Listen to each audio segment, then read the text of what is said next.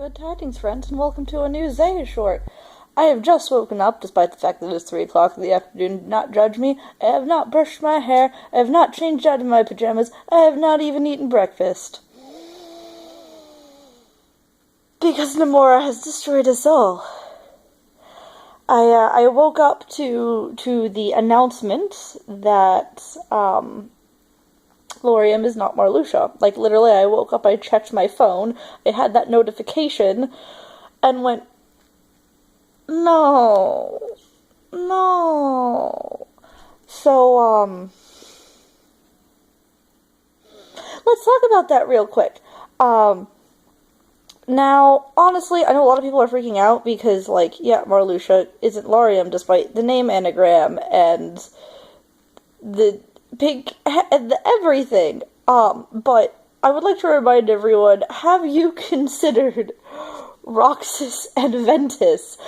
And beyond just that, things like, you know, the whole Xehashort Terra Xemnas debacle, where, I mean, technically, Xemnas is probably more Terra's nobody, but I think if you asked NOMURA, you would go, eh. So, there are plenty of cases of people being related to, but not, like, related to, like, you know, a brother, like, connected to another character without them actually being their nobody, and there's lots of weird shit going on. But I'm here to talk to you about two major theories about what exactly, or who exactly MARLUXIA is if he's not LAURIAM, because, I mean, he's, obviously somehow connected to the kid. And,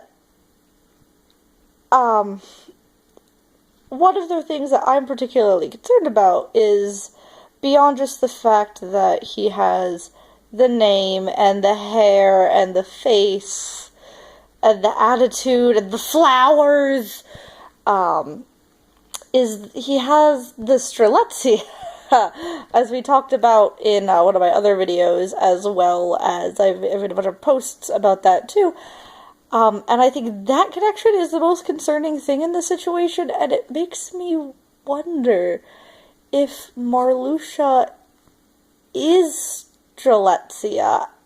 And I know you're all thinking, like, what the fuck? Like, what the actual fuck is this fucking shit? But, first of all, MARLUXIA was originally supposed to be a girl. They changed it because they didn't want to seem sexist by making all of the traitors to the organization, real traitors, because Axel goes back at the end, women. So they made him a boy at the last minute. But he was originally supposed to be female, which would tie into that a little more. Also, the whole idea of having, like, all of the Strelitzia-themed things and Strelitzia nobody things around and background in the boss fights. And as I mentioned, you know, not just the similarity between Ventus and Roxas, but the whole Terra Xemnas thing, which, isn't actually that different. I know we like to be like, Xehanort is bad because possession is bad, but, you know, by all technicality, Ven possessed Sora. He was just dormant and didn't do anything, and therefore, you know, not an asshole. Yeah. But it is the same principle, what happened in that situation. So, if Strelitzia possessed LAURIAM to still function after being murdered, which would also explain the, her presence as the unknown in the official artwork, that is looking more and more like it's a thing that actually fucking happened. So, like, MARLUXIA's entire flower thing couldn't even be a thing that LAURIAM has. It could just, because he has the dandelion in the picture, but, especially if LAURIAM winds up saying, well, we know he's not MARLUXIA, so it'll be harder to use anything as evidence now. But especially if the flower thing keeps getting tied to Strelitzia instead of LAURIAM, that would be pretty strong evidence that a bitch died and then possessed another bitch to go find out which of the other fucking key kids, of the second generation foretellers murdered her, and is just basically a literal vengeful ghost out for revenge and stuff. That is why she is vengeful. So I wanted to talk about that. The other possibility, which goes back to the idea, the theory that Blaine, I refuse to say Brain, was Iendo, which seems a lot less likely just because their faces don't even look anything alike in the official artwork, in my opinion, and they're just, their hairstyles, they're, like, their personalities are very similar, which is why it's confusing, they don't look similar. But then again, that means nothing, because Zemnis.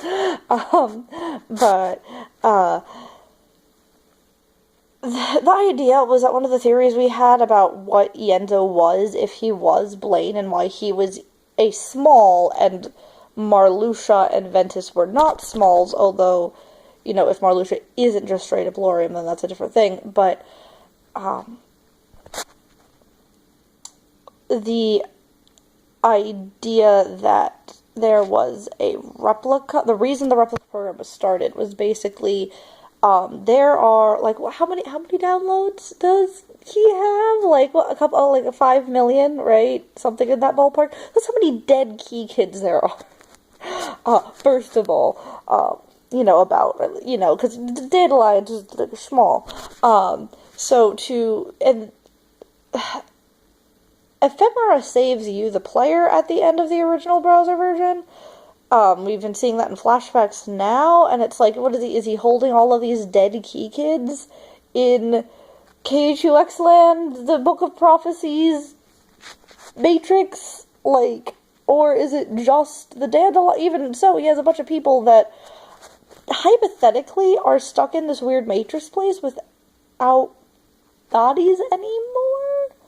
We're not really sure how that works, but the idea that bringing back those people lost in the Keyblade World by taking their hearts, which were preserved through whatever they're fucking doing now in KHUX, and putting them into an empty vessel, i.e. like a replica or something, a la fucking Final Fantasy IX Terra, the planet, not the person, you know, Garland and bullshit, then that also could be a possibility, and that's just what Marluxia was, which of course would make certain Ventus train memories extremely ironic. And I think at the beginning of this video I said 2 theories, and I just thought of a third one, which, is, I like to call it the Tsubasa Principle, because they explained it the well. Tsubasa Reservoir Chronicles from Clam, many of you may not have seen that, but it's the idea that, you know, if it's a straight up parallel reality, not just the Book of Prophecies Matrix, then there would be another LAURIAM running around in our world who was not a key kid and was not that LAURIAM. So him saying that LAURIAM, and I need to go find the original thing and translate it myself, but I don't know if I can, because it was an announcement at the Square Enix Cafe, so I don't know if it's in writing anywhere or if there's a video or something that I can watch. But the idea that LAURIAM and this LAURIAM are different, that could mean that Ventus in Key is different from this not that we need more fucking Soras, but different than this Ventus, and the reason Xehanort did all that stuff was trying to get him to somehow be that other Ventus or something, because he knew he had the potential, which I think is less likely in Ventus's case, but you understand the idea now that there would be even more, there's 2 of everyone on top of the 13 Xehanorts and 6.5 Soras, but an idea like that would also very easily explain away why NOMURA can just sit there and troll everyone and go, well, he's not Marluxia.